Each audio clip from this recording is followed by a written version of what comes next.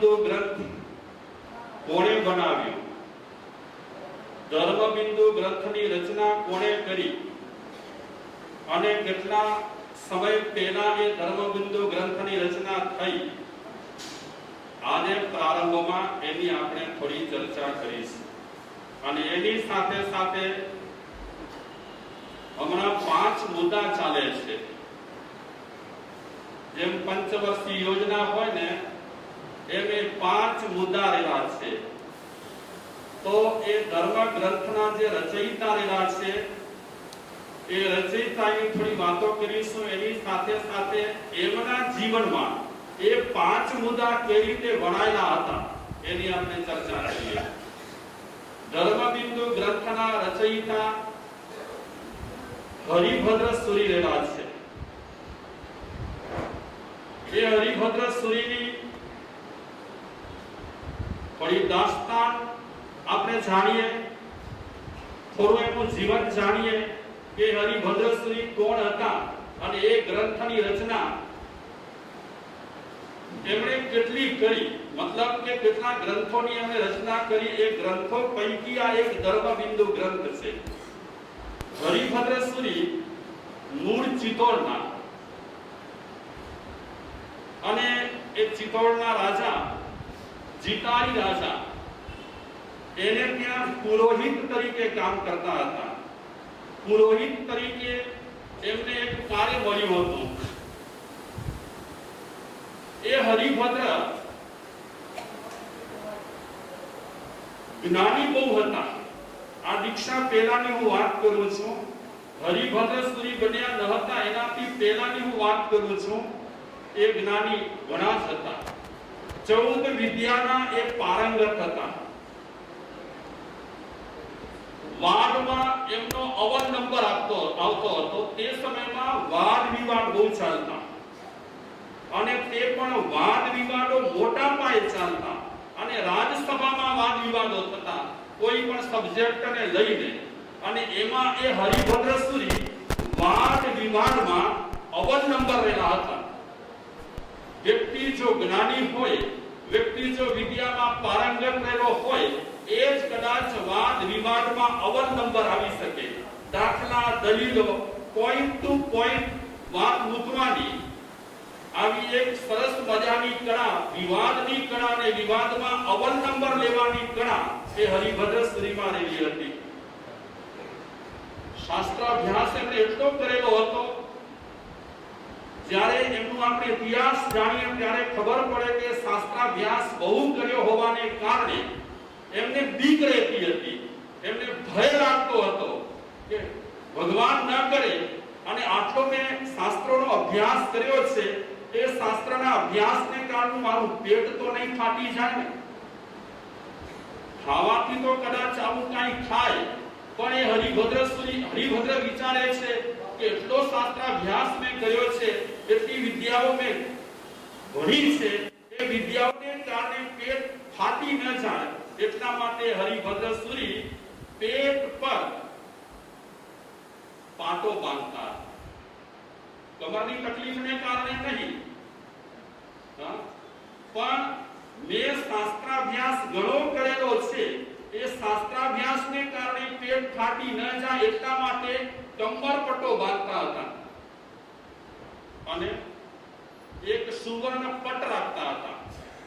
સુવર્ણ પટની સાથે સાથે હરિભદ્ર એમ સમજતા હતા કે આ દુનિયામાં મારા જેવો કોઈ જ્ઞાની નથી, મારા જેવો કોઈ જ્ઞાની નથી આ જંબુદ્વીપમાં. એના કારણે એક સંકેત માટે જંબુલતા રાખતા હતા. શું રાખતા? જંબુલતા. એટલે લોકોને એમ કહેવા માંગતા હતા કે આ વિશ્વમાં મારા જેવો કોઈ જ્ઞાની નથી. આવી એક ધારણા લઈ કરી અને જંબુલતા સાથે રાખતા હતા. એ હરિભદ્ર સુરી એમને જ્ઞાનનો મદ પણ હતો. કારણ કે ધન અને જ્ઞાન એ પચી જાય તો વાંધો નહીં, પચી જાય તો જિંદગીને એકદમ સરસ મજાની બનાવી દે. જ્ઞાન અને ધન જો પચે નહીં તો ઘણી વખત જિંદગીને ખેદાન વેદાન પણ કરી શકે છે. આ હરિભદ્ર હજી દીક્ષા નથી લીધી, એનાથી પહેલાની હું વાત કરું છું. બહુ જ જ્ઞાની, ઘણા જ જ્ઞાની, અને એમનો ડંકો વાગતો હતો, જ્ઞાનનો વડ પણ એમને હતો. પણ એમણે એક શરત જાહેર કરેલી. કઈ શરત જાહેર કરેલી? કે જેનું વચન હું ન સમજું અને એ વચન જે મને સમજાવે એનો હું શિષ્ય બનું. આવો એમણે એક સંકલ્પ કરેલો હતો કે કોઈક મને એવું વચન સમજાવે જે મને સમજાતું ન હોય એનો હું શિષ્ય બની જઈશ. ઘણી વખત ઘણા ગર્વ ધરાવનાર લોકો પ્રસંગ મળતાની સાથે જ ઢીલા પણ થઈ જતા હોય, ગર્વિષ્ઠ વ્યક્તિ રહેલા હોય. દાખલા તરીકે ઇન્દ્રભૂતિ ગર્વિષ્ઠ હતા એમ આપણે કથામાં જાણીએ છીએ. એ ગર્વિષ્ઠ ઇન્દ્રભૂતિ જ્યારે સમજ્યા ત્યારે સમર્પિત થઈ ગયા અને નમ્ર બની ગયા. તો એ રીતે આ હરિભદ્ર એમણે આ સંકલ્પ કરેલો છે, શિષ્ય બનવા માંગે છે ગમે તેનો, પણ જે વ્યક્તિ મને હું સમજતો ન હોઉં અને મને સમજાવે તો હું એનો શિષ્ય બનું. એક વખતે આ હરિભદ્ર દરબાર તરફ જઈ રહ્યા હતા. દરબાર તરફ આગળ વધે છે ત્યારે રસ્તામાં એક ઉપાશ્રય આવે છે, એક ધર્મસ્થળ આવે છે. એ ઉપાશ્રયની અંદર સાધ્વીજી વિરાજમાન હતા. જે સાધ્વીજીમાં વડેલા સાધ્વી હતા, મુખ્ય સાધ્વી હતા, એમનું નામ હતું યાકિની. યાકિની પોતાની શિષ્યાઓ સાથે ઉપાશ્રયમાં સ્વાધ્યાય કરી રહ્યા હતા. એકદમ સુરીલા કંઠે સ્વાધ્યાય ચાલતું હતું અને બરાબર એ સમયે હરિભદ્ર ત્યાંથી પસાર થઈ રહ્યા છે. કર્ણપ્રિય અવાજ હતો. બહેનોના અમે પણ કંઠ બહુ સુમધુર રહેલા હોય. એ તમારા પર ગુસ્સે થાય ને તો પણ તમને બહુ મજા આવે. એમના કંઠ સુમધુર હોવાને કારણે. એટલે ઘણી વખત ઘણા લોકો એમ પણ કહે પોતાના શ્રીમતીજીને કે તારે ખાલી થવું હોય તો ખા. ખાસ પોતાની મિસિસને ખાલી થાય એવું ઈચ્છતા હોય, કારણ કે એનું કંઠ એને સાંભળવાની ઈચ્છા હોય. તો યાકિની પોતાની શિષ્યાઓ સાથે જ્યારે સુમધુર કંઠમાં સ્વાધ્યાય કરી રહ્યા હતા ત્યારે હરિભદ્ર ત્યાંથી પસાર થયા છે. જરા કાનને મીઠું લાગ્યું, અવાજ સરસ લાગ્યું, એટલે હરિભદ્ર ત્યાં કને અટકી ગયા. ઓહો, કેટલો અવાજ સરસ મજાનો છે. જૈન સમાજમાં સજાયો કહેવાય છે, સજાયો. પૂર્વ આચાર્ય ભગવંતોએ ઘણી સજાયો રચી છે અને એ સજાયોના રાગને તમે શું કહો? જે બોલવાની ઢબ હોય એને રજૂ કરવાની જે ઢબ રહેલી હોય, દેશી પણ કહેવાય. એ દેશી પૂર્વાચાર્યોએ સજાયોમાં એવી સરસ મજાની ગોઠવી છે કે આપણને જો સરખી રીતે એ સજાય ગાતા આવડે અને આપણો કંઠ જો સુમધુર રહેલો હોય તો એ સજાય ગાતા ગાતા આપણે રોમાંચિત થઈ જઈએ. એ સજાય ગાતા ગાતા એ સજાય કોઈ કહેતો હોય, ગાતો હોય તો સાંભળતા સાંભળતા પણ આપણને મીઠું લાગે. ઓહો, કેટલી સરસ મજાની સજાયો. હું જરાક ઝલક આપું. રથનેમીની સજાય બનાવી છે એક આચાર્ય ભગવંતે, રૂપવિજયજી મહારાજ. એ રૂપવિજયજી મહારાજ રથનેમી અને રાધેમતીનો એક પ્રસંગ સજાયમાં ખરો કરે છે. જરાક ઝલક આપું. કૌસગ ધ્યાને મુનિ રહને વિનામે, કૌસગ ધ્યાને મુનિ રહને વિનામે, ગુફા में रया से शुभ ધ્યાને રે દેવરિયા મુનિવર ધ્યાન મારા હે જો, ધ્યાન થકી હોવે પવનો પારને દેવરિયા મુનિવર ધ્યાન માર દેજો. આવી સરસ મજાની સજાય. આજના સમયમાં પ્રશ્નોત્તરીની પ્રણાલિકા રહેલી છે. તો એક સમયમાં સજાયોની પ્રણાલી ચાલેલી હતી. બહેનો ભાઈઓ પ્રતિક્રમણ પહેલા, પ્રતિક્રમણ વચ્ચે, પ્રતિક્રમણ પૂર્ણ થયા પછી સજાય ગાય સુરીલા કંઠે. તો યાતિની પોતાની શિષ્યાઓ સાથે જ્યારે સ્વાધ્યાય કરી રહેલ છે અને હરિભદ્ર ત્યાંથી જ્યારે પસાર થઈ રહેલ છે ત્યારે સુમધુર અવાજ સાંભળી કરી અને એમના પગ અટકી ગયા. ગાઈ રહ્યા છે એ સાધ્વીજી શું ગાઈ રહ્યા છે? ચકે દુર્ગમ હરિપણગમ પણગમ ચક્કિયમ કેશવો ચક્કી કેશવ ચક્કી કેશવદુ ચક્કી કેશિય ચક્કિય. આ ચક ચક ચક ચક બોલી રહ્યા હતા. પહેલી વખત એ અટક્યા છે અને એ શ્લોક તરફ એમનું ધ્યાન ગયું છે કે શું કહેવા માંગે છે. ચક્કી દુગમ હરિપણગમ કહેવા શું માંગે છે? જલ્દી જલ્દી હારી જાય, જલ્દી જલ્દી હાર સ્વીકારે એવા હરિભદ્ર ન હતા, એવા ન હતા. એટલે પોતાની બુદ્ધિથી વિચારે છે કે આ સાધ્વીજી જે બોલી રહ્યા છે એનો અર્થ શું છે.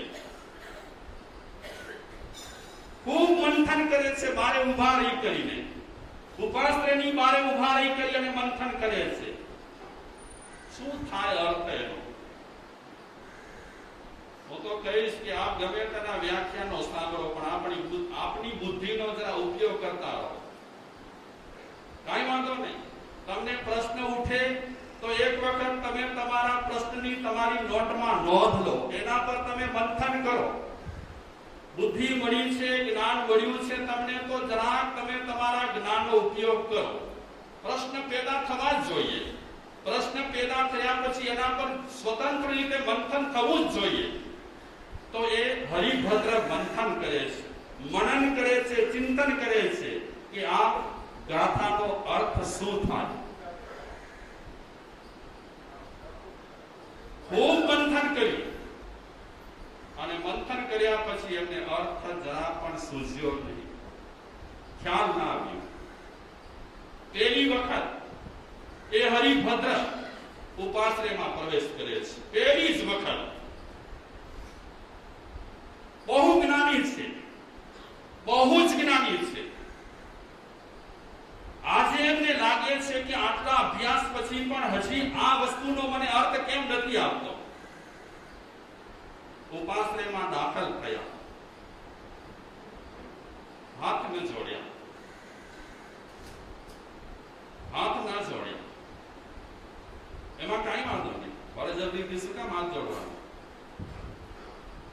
પણ એ સાધ્વીજી પાસે જઈ કરી અને હરિભદ્ર સાધ્વીજીને કહે છે કે આપ હમણાં જે ગાથા બોલ્યા, ચકી દુગમ હરિપણગમ વગેરે, એ ગાથા પર મેં ખૂબ ચિંતન કર્યું, ખૂબ મનન કર્યું, પણ મને એનો અર્થ સમજાયો નથી. ઉલટ પરત રીતે ખૂબ ચિંતન કર્યું પણ અર્થ સમજાયો નથી. આપ સમજાવી શકશો અર્થ? કોણ કહે છે? હરિભદ્ર. કોને કહે છે? સાધ્વીજી. સાધ્વીજી એ હરિભદ્રને કહે છે જરૂર સમજાવીશું અર્થ, જરૂર એનો ભાવાર્થ પણ કહી શકીશું અમે. તો એ સાધ્વીજી હરિભદ્ર સુરીને આ શ્લોકનો અર્થ બતાવે છે. અર્થ અમે પેપર પર હતા ને ત્યારે ગુરુદેવ પણ આ ગાથા છે ને અવારનવાર બોલે. એમને તો મજાક કરવાની ટેવ, ચકી ચકી ચકી વચ્ચે વચ્ચે ઘણા આવે તો એ મજાક કરી કરીને શ્લોકનો અર્થ સમજાવે. ગુરુદેવ ક્યારેક ક્યારેક તો રમત કરી કરી અને સારા જે શ્લોકો રહેલા હોય એનો અર્થ બતાવી દે, બહુ હાસી મજાક કરીને. હળવા સાધુ જો જવા હોય ને, હળવા સાધુ, તો પેટરમારમાં દર્શન કરવા, બિલકુલ હળવા. આટલા જ્ઞાની અને દાર્શનિક હોવા છતાં પણ નાના બાળક જેવા બિલકુલ. અને ક્યારેક ક્યારેક ગંભીર કોઈક અર્થ કરવા હોય તો ગંભીર અર્થ કરવામાં પણ એકદમ. તો એ અર્થ બતાવે છે. હરિભદ્ર સૂરીને કહે છે, હરિભદ્ર છે એને કહે છે અર્થ એનો આ થાય, બે ચક્રવર્તી થયા, પછી 5 વાસુદેવ, પછી 5 ચક્રવર્તી. પણ તમે ટોટલ માં જો, પછી આ ઉપદેશ નથી, ફક્ત સમજવા ખાતર આપણે હરિભદ્ર કઈ રીતે પલટાયા, ટર્નિંગ પોઈન્ટ એમના જીવનમાં કઈ રીતે આવ્યું એ ફક્ત જાણવા માંગીએ છીએ. એ હરિભદ્ર સૂરીને કહે છે સાધ્વી સ્ત્રી, 2 ચક્રવર્તી થયા, પછી 5 વાસુદેવ, પછી 5 ચક્રવર્તી, પછી 1 વાસુદેવ, પછી 1 ચક્રવર્તી, પછી 1 વાસુદેવ, પછી 1 ચક્રવર્તી, પછી 1 વાસુદેવ, પછી 2 ચક્રવર્તી, પછી 1 વાસુદેવ અને છેલ્લે ચક્રવર્તી થયા. એ આ ગાથાનો અર્થ છે. મને બરાબર મગજમાં નથી બેસતું એટલે હું તમને નહીં સમજાવી શકું. આત્રે આત્રે ચક્રવર્તી થયા, આત્રે આત્રે વાસુદેવ કેટલા થયા એની ગોઠવણ આ શ્લોકમાં રહેલી છે, ગાથામાં રહેલી છે. પ્રાકૃત હોય ને એને ગાથા કહેવાય અને સંસ્કૃત હોય એને શ્લોક કહેવાય. ગુજરાતી રત્નાકર 25 વગેરે આપણે જે બોલીએ છીએ એને શ્લોક ન કહેવાય, એને કહેવાય ગાથા. તો આ પ્રાકૃતમાં છે. અર્થ સમજાવ્યો. પહેલી વખત હરિભદ્ર સૂરીએ હાર સ્વીકારી.